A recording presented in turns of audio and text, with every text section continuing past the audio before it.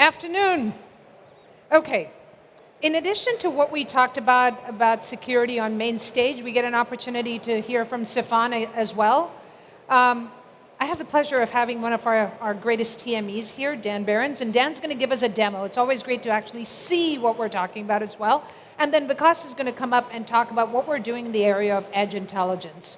Right? So rather than just delve into this in detail, let me start a little bit by talking about, when we talk about IoT, a few years ago, it always used to be about stats that you get in terms of how many billions of devices that will be connected at any point in time. Today, both in your personal lives and when you look at even in the far edges of the world, like your mines and your refineries, things are getting connected. And the reason customers are connecting this is because they want to actually pull out data and get some business insights, driving top line as well as optimization of processes. But there's three things that actually stand out for us. One, when you look at these heavy industries, they're actually going to be connected back to your enterprise networks. And these environments are actually moving to kind of a standard IP Ethernet stack. Because when you think about, how do I connect like hundreds and thousands of millions of devices and do it at scale? How do I secure these? And how do I pull information out of all of these sensors? There's no better networking stack than an IP Ethernet stack. So we see more and more of these environments moving to that. The second thing is the higher value of connecting something is not just for the automation. It's to be able to pull out data so you can get those business insights. You'll see examples that we'll show later in terms of why customers, especially in a steel manufacturing plant, are looking to pull data out of the machines, out of their foundries, so they can actually address quality issues when it happens, not when you get to a bunch of finished products, then you have to toss. And the third thing, as much as you see the ROI, you see the value of connecting things, security is still a top of mind concern. Because when you think about the industrial environments, right, most of the devices that are sitting out there, these are operational devices. These are not the user-centric devices in terms of our cell phones and tablets. They were from generations ago, and they're not built using modern identity standards. So there's no easy way to discover these devices like we do in the enterprise world. When I look at the past 3.5 years, I thought it would be helpful for you all to look at, we have about 70,000 customers in IoT. And we took a look at, what's happening over the last 3.5 years. Here's where we find customers in terms of deploying IoT. Transportation, mining, and oil and gas is the top 3 in terms of growth. And this just includes what I would say the non-carpeted space. I haven't even included the carpeted space of healthcare, retail, and financial for that matter.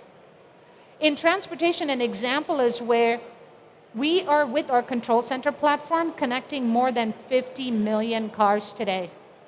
And the use cases could be anything from telematics, getting that information out of your car, so it can alert you on when your car needs a service, or even driving more over-the-top software updates to the car. In fact, one of the examples when I think about transportation is it's so broad. It includes everything from roadways to railways, so think sea, land, air. But here's an example of what we're doing in Austria, right here in Europe, with Asfinag. And by the way, you can take this exact example, take it to every city, every country in the world, and the ask is pretty much the same. Cities across the world are looking to connect their roadways. They're looking to collect information from sensors that are embedded in the roadways. Sensors that will tell you about temperature, about environmental changes like, when the fog rolls in. And this is an example of where you're doing it in pretty harsh conditions, especially when it's the winter time.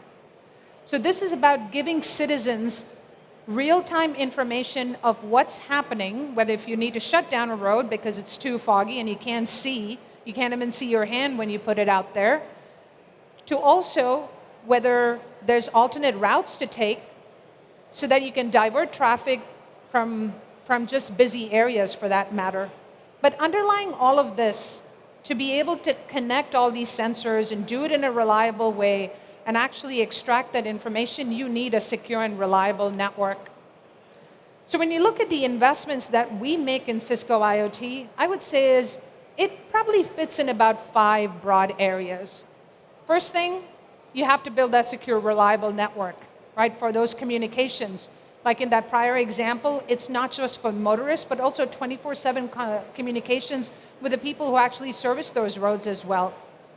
So our networking portfolio is expansive. It covers every possible way you can access your network, from wired to wireless to RF mesh to LoRa. We continue to expand on that. But when we build that, we also need to look at how do we help our customers manage these devices, because you're deploying these devices not just in the tens, but in the hundreds and sometimes even in the thousands. So the management tools that we do is what we're extending, especially when IT manages this. We've extended DNA Center into this environment. But when OT looks for it, we actually have to focus it more in terms of what is more useful to the operational user. The third area, as I talked about, is edge computing. More and more use cases are where you want to be able to collect the data and compute it at the edge. So building a platform that enables us to do that, plus a software layer on top of that allows you to deploy your microservices, whether you're building that microservice, whether it's coming from us. In fact, when we talk about Centrio, that is a microservice that's sitting on our hardware today. We want to be able to enable you and third-party ISVs to deploy those applications on our edge computing portfolio. And the fourth one is around data control and exchange. It's interesting when I have the conversation with customers, most of them will say is, look, I have a heterogeneous environment. I have equipment from multiple providers. It could be from an ABB, it could be from a Schneider, it could be from a Rockwell Automation, it could be from a Siemens. How can I collect all this information that, by the way, even when they use the same protocol, they have a little bit of a different way of interpretation of that Modbus protocol. So collecting, being able to cleanse it, so we're correlating that information and not just sending the raw data, getting it to a couple of data models that actually can be consumed by your application, and then giving our customers the ability to define policy so that they get to decide, or you get to decide, who should actually get access to that information. And that could be anything from the machine builders that you have in your environment. It could be sending it to your private cloud, or it could be sending it to multiple public clouds as well. And Vikas is going to come up and talk about that. And the fifth one is around security. Having that comprehensive security architecture to be able to secure these environments. These are the 3 things that we're going to talk about today. There's a lot more in our portfolio, so definitely go see us in the world of solutions. So, like we did on main stage, I'm going to ask Stefan to come up and talk about what happens in these industrial environments. Because the things that he mentioned on main stage are something that I see with customers. It doesn't have to be manufacturing. It could be in utilities. It can be in other industries as well. So, Stefan, maybe you could start by a little bit of, for the audience, an introduction into Airbus. Okay, so good morning, everyone.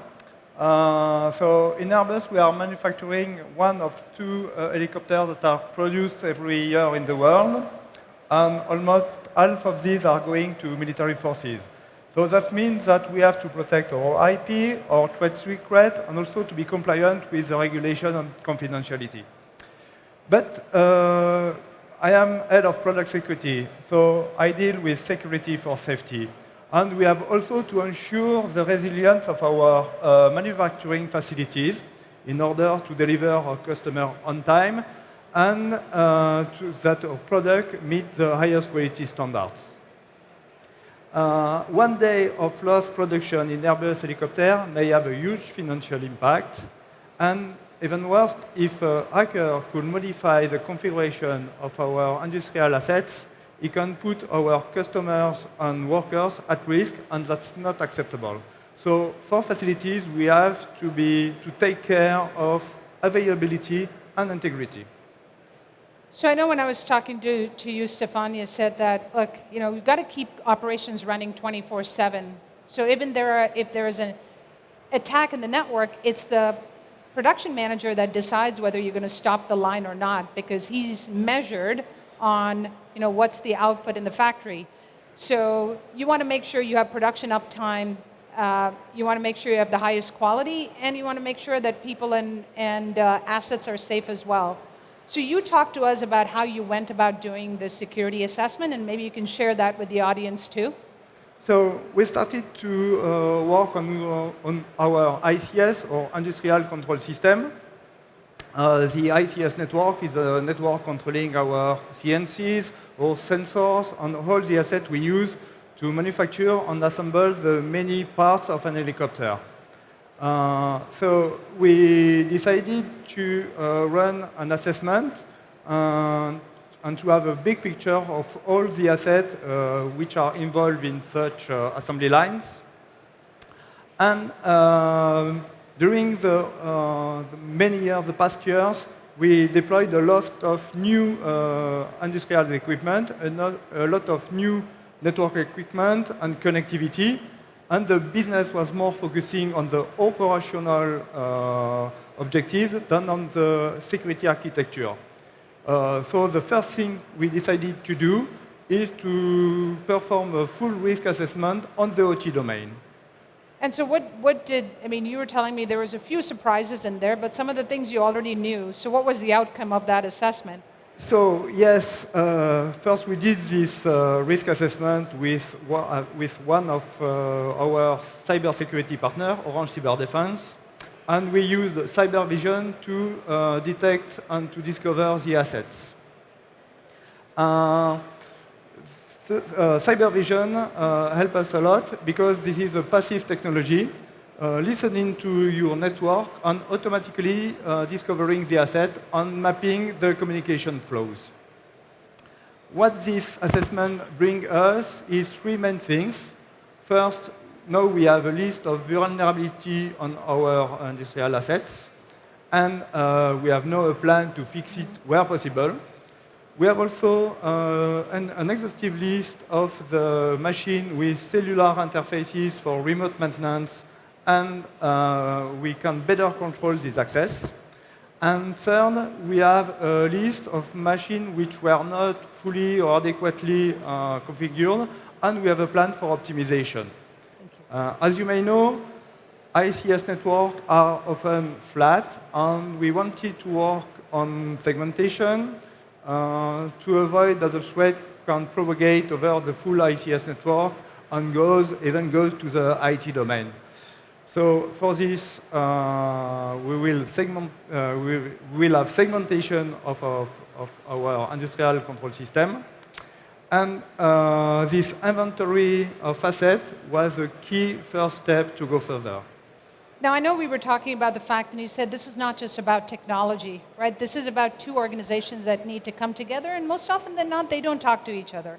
So maybe you can, help the audience understand when we talk about IT and OT, what are the challenges in bringing these two teams together? So that's the point where we are. In fact, we are merging IT and OT, and this is more and more true in the coming months. So the fact that the integration of cyber vision with IAC will help us a lot, because we are preparing the move to Industry 4.0. That means the integration of IT and OT world. And the fact that cyber vision is now natively built in Cisco switches will speed up and help us for the deployment of this project.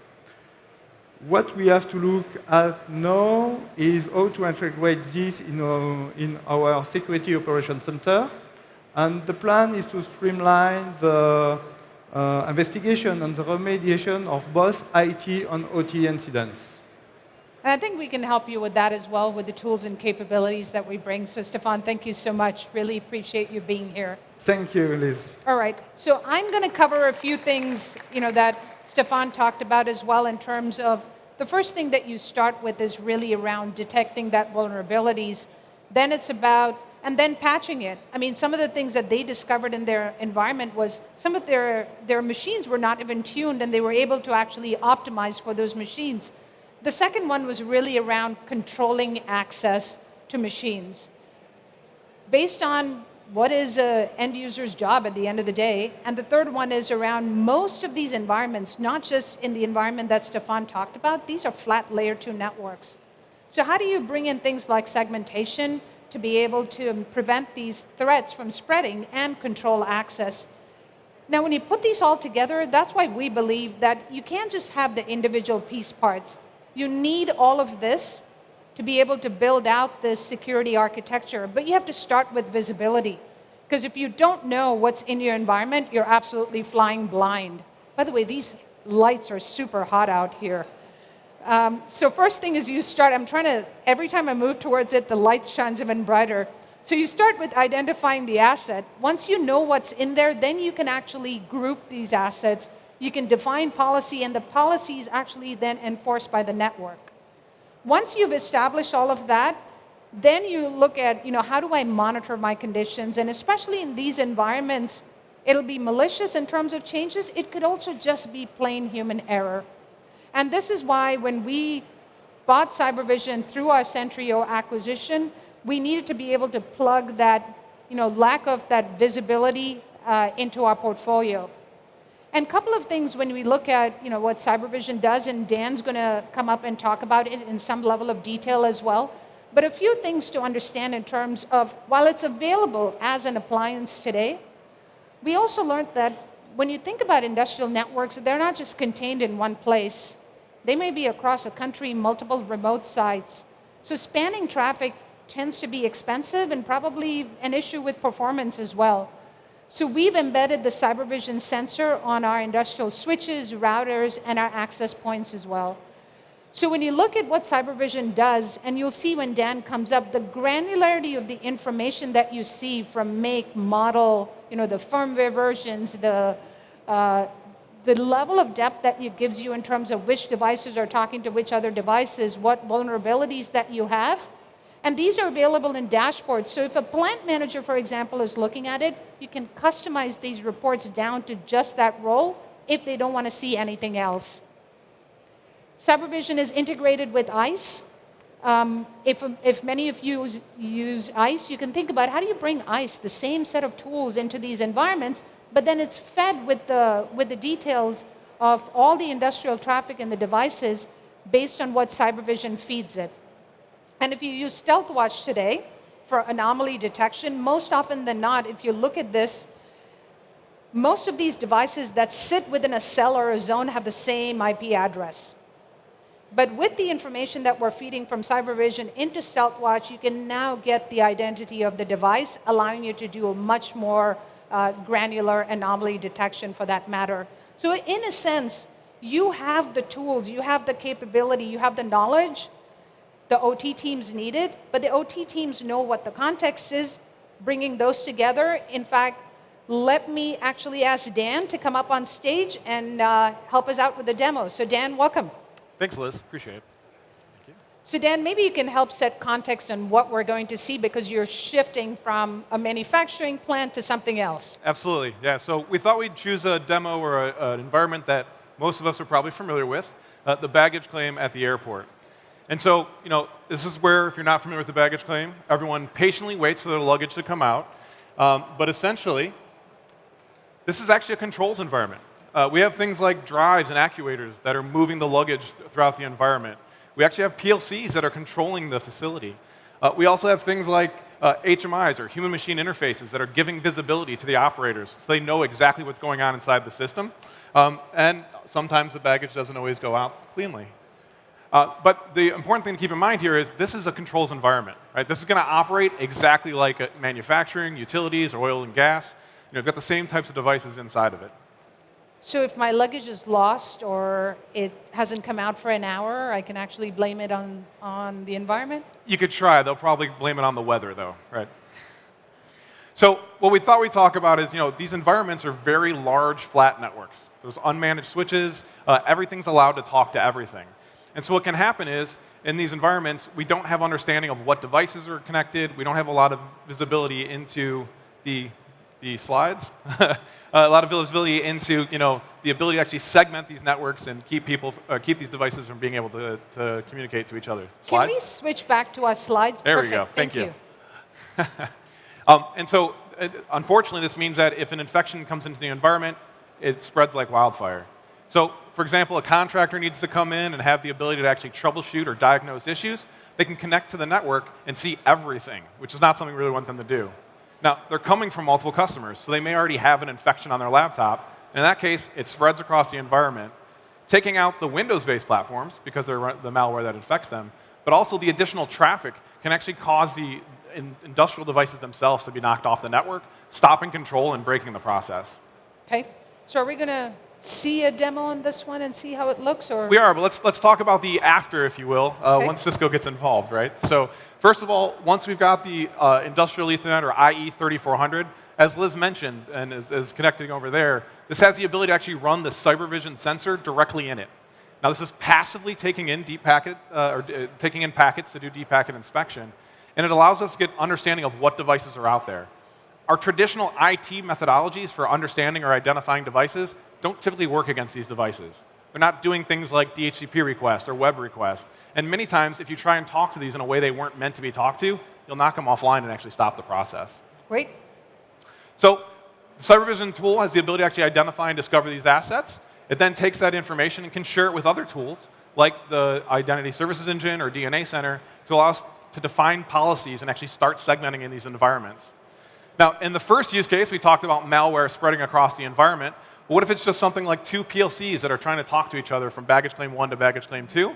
We have the ability to actually enforce that and stop that directly in the industrial switches themselves, allowing us to block that communication from occurring.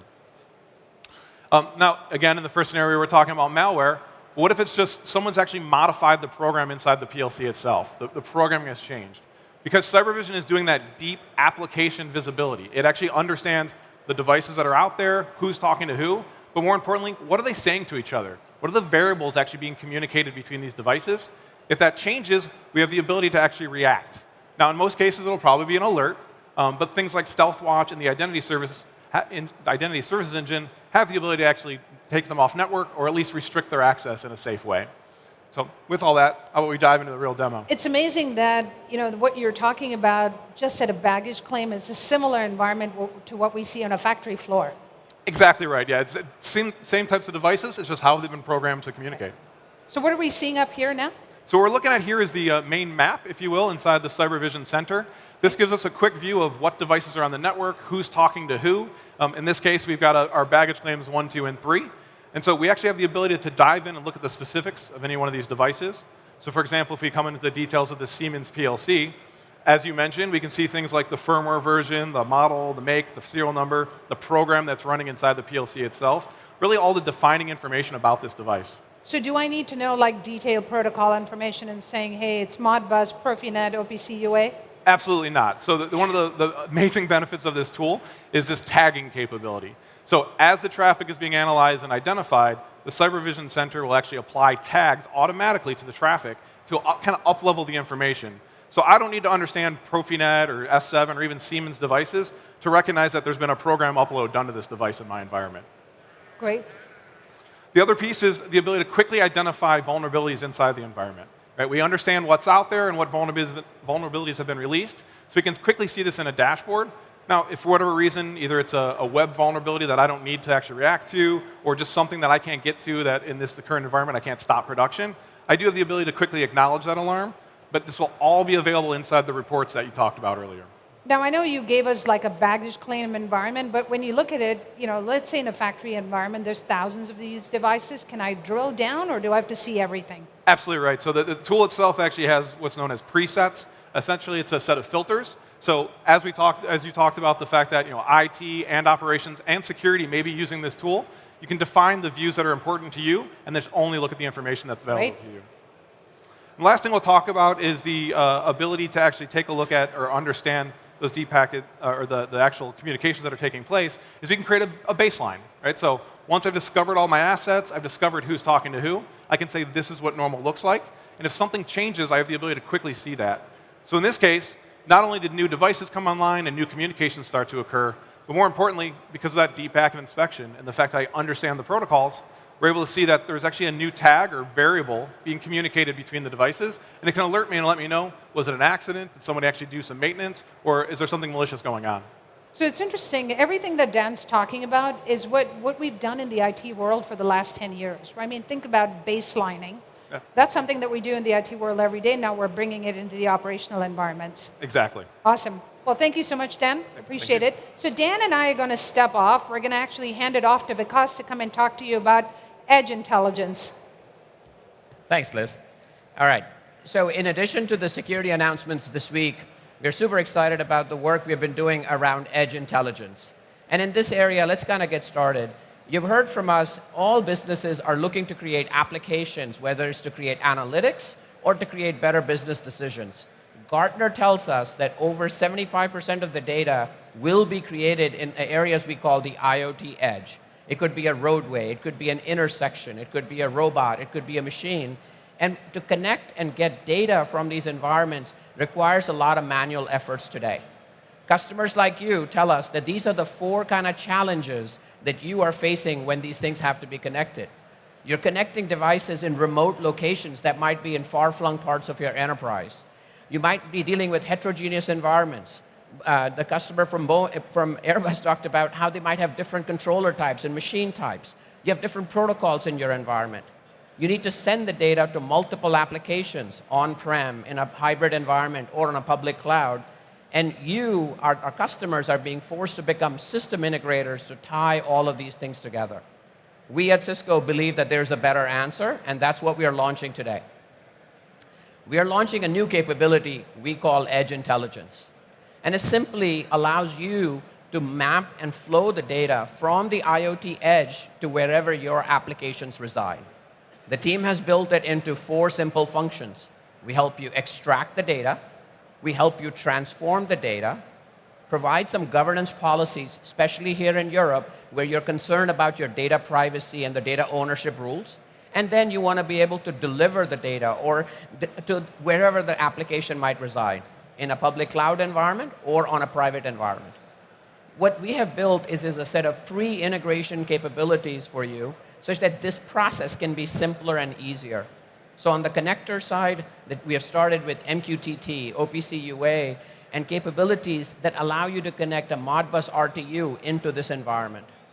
We're giving you developer-friendly tools such that you can use training with DevNet and other capabilities and using environments like Visual Studio and with JavaScript to build logic to manage and control the flow of this data.